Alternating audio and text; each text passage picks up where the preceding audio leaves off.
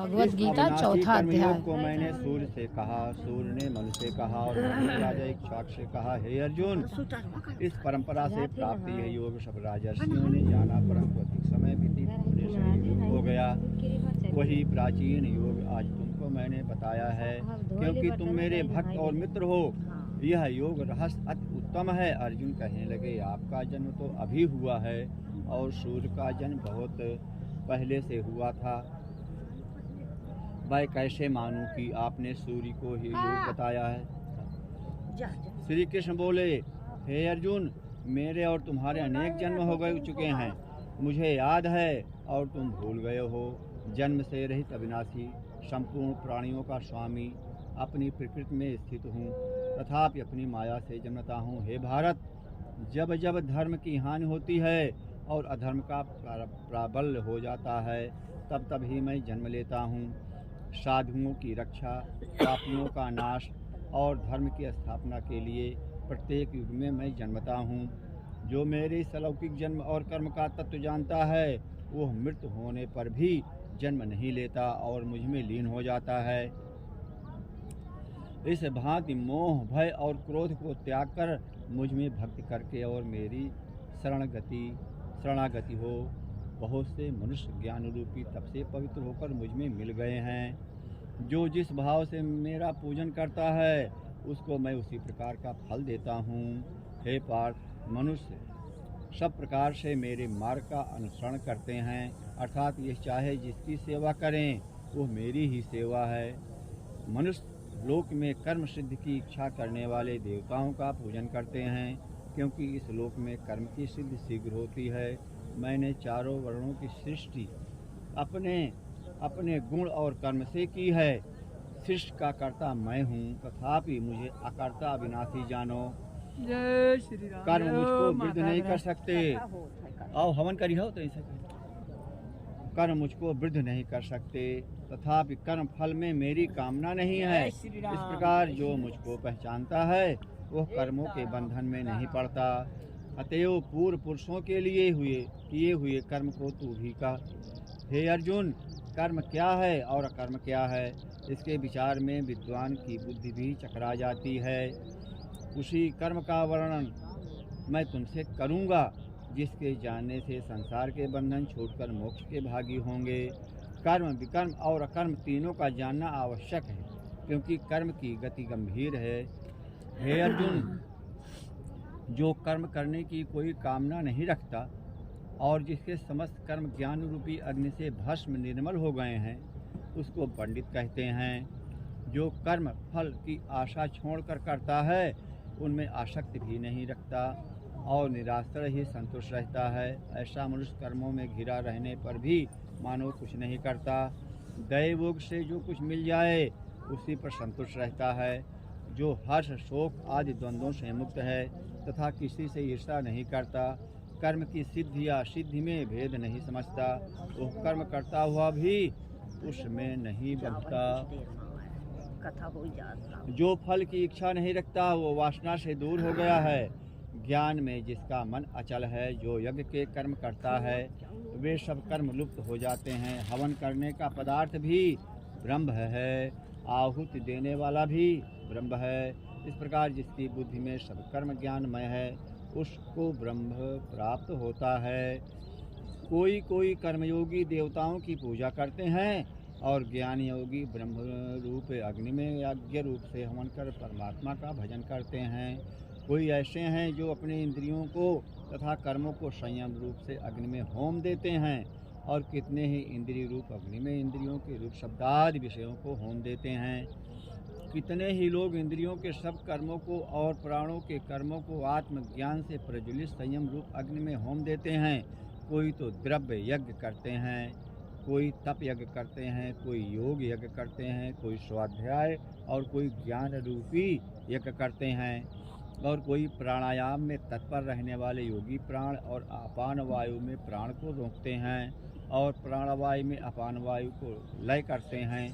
कोई आहार को निरंतर कम करके गौ माता आई। कोई आहार को निरंतर कम करके प्राण को होमते हैं वे यज्ञ वेदता और यज्ञ यज्ञ ही लड्डू केला कुछ यज्ञ दे ही बैठो ना से तेल इनके सब पाप नाश हो जाते हैं। केला नीच की दिखे नहीं ना खाए वो है गाय है। जो यज्ञ में बचे हुए अमृत रूप अन्न को खाते हैं वे गाय। सनातन ब्रह्म को प्राप्त होते हैं। हे गौ अर्जुन, माता आ गई जो हैं, यज्ञ नहीं करते लड्डू उनको हुआ, यह तिल का। लोक और परलोक दोनों ही नहीं है।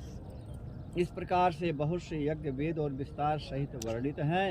इन सबको कर्म से उत्पन्न बोलो नहीं बीच में। इन सबको कर्म से उत्पन्न हुए जानो। हे परंतप, द्रव्यमय यज्ञ से ज्ञान यज्ञ उत्तम है। हे पार्थ, फल सहित सब कर्म ज्ञान में समाप्त हो जाते हैं। सो उस ज्ञान यज्ञ का तत्वदर्शी और ज्ञानी लोग तुमको उपदेश करेंगे। इसीलिए तुम उनकी सेवा करना और उनको विनय पूर्वक प्रसन्न करके ज्ञान यज्ञ जानना। इस ज्ञान का लाभ प्राप्त करके तुमको ऐसा मोह फिर नहीं होगा। इसी ज्ञान से समस्त प्राणियों के तुम अपने और मुझ में देखोगे।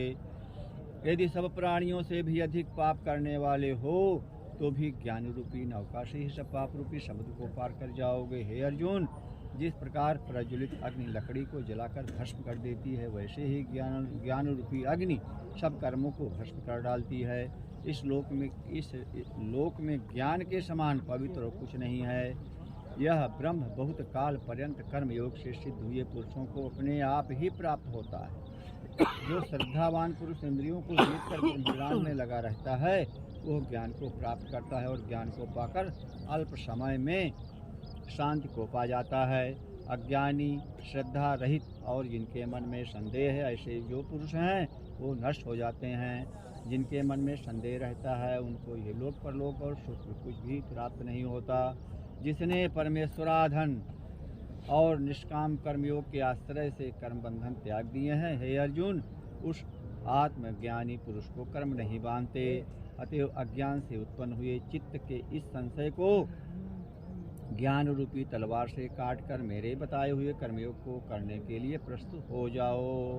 इति श्रीमद्भगवत गीता ब्रह्म विद्या योग शास्त्रे श्री कृष्ण संवादे आत्म संयम योगो नाम चतुर्थोध्यायः समाप्तः। चतुर्थोध्याय का महान चौथा अध्याय ना गीता का। भगवान बोले, हे लक्ष्मी, माघ में रोज जो चौथा गीता जी के रोज पाठ पढ़ना करते हैं गीता जी। उनके स्पर्श मात्र से अधम माघ देह महात्म्य। छूटकर मुक्ति को प्राप्त होते हैं। लक्ष्मी जी ने पूछा, हे महाराज, श्री गीता जी के पाठ करने वाले को छू कर कोई भी जीव मुक्त हुआ है? तब श्री भगवान ने कहा, हे लक्ष्मी, तुमको मुक्त हुए की एक पुरातन कथा सुनाता हूँ। भागीरथी गंगा जी के तट पर एक काशीपुरी नगर है। वहाँ एक वैष्णव श्री गीता जी के चौथे अध्याय का पाठ किया करता था। एक दिन वो साधु वन में गया। वहाँ बेरियों के 2 वृक्ष थे, उनकी बड़ी छाया थी। वह साधु वहाँ बैठ गया और बैठते ही उसको निद्रा आ गई। एक बेरी से उसके पांव लगे और दूसरी के साथ सिर लग गया। वो दोनों बेरियां आपस में कांप कर पृथ्वी पर गिर पड़ी। पत्ते उनके सूख गए। परमेश्वर की इच्छा से वो दोनों बेरियां ब्राह्मण के घर 2 पुत्रियां हुई। हे लक्ष्मी, बड़े उग्र पुण्यों के करने से मनुष्य देह मिलती है। फिर ब्राह्मण के घर जन्म लेकर उन दोनों लड़कियों ने तपस्या करनी आरंभ कर दी। जब वह दोनों बड़ी हुई तब उनके माता पिता ने कहा कि हे पुत्रियों, हम तुम्हारा विवाह करते हैं। तब उन दोनों ने माता पिता से कहा वह विवाह नहीं करेंगी। उनको अपने पिछले जन्म की खबर थी। वह जाति में सुंदर जन्मी थी। उन्होंने कहा, एक हमारे मन में कामना है, परमेश्वर वह पूर्ण करे तब वो बहुत भली बात होगी। उनके मन में यही था कि वह साधु जिसके स्पर्श करने से हमारी अधम देह छूट गई थी, अधम देह छूटकर यह देह मिली है, वह मिले तब बहुत भला होगा। इतना विचार कर दोनों लड़कियों ने माता पिता से तीर्थ यात्रा करने की आज्ञा मांगी। तब माता पिता ने तीर्थ यात्रा की आज्ञा दे दी। तब उन दोनों कन्याओं ने माता पिता की चरण वंदना करके गमन किया। तीर्थ यात्रा करती करती वे बनारस पहुंची। वहां जाकर देखा वो तपस्वी बैठा है। जिनकी कृपा से हम बेरी के देह से छूटी हैं। तब दोनों कन्याओं ने चरण वंदना करके विनय करी, हे संत जी धन्य हो, आपने हमको कृतार्थ किया है। तब उस तपस्वी ने कहा, तुम कौन हो? मैं तुमको नहीं पहचानता। कन्याओं ने कहा, हम आपको पहचानती हैं, हम पिछले जन्म में बेरियों की योनि में थी। तुम एक दिन वन में आए, तुमको बहुत धूप लगी थी, तुम बेरियों की छाया तले आ बैठे। लंबासन होने से एक बेरी से आपने चरण लगे, दूसरी से सिर लगा। उसी समय हम बेरी की देह से मुक्त हुई, तुम्हारी कृपा से हमारी गति हुई है। श्री गीता जी के 4थे अध्याय का ऐसा महात्म है। तब वो मन वचन कर्म से नित्य प्रति पाठ करने लगा। तब श्री नारायण जी ने कहा, हे लक्ष्मी, ये 4थे अध्याय का महात्म है, सुनाया है। गौवत की जय, गीता भागवत की जय। माघ महात्म्य में बढ़े, गीता पढ़े। नारायण बोलो नारायण। जरूर भैया आप लोग सुनना।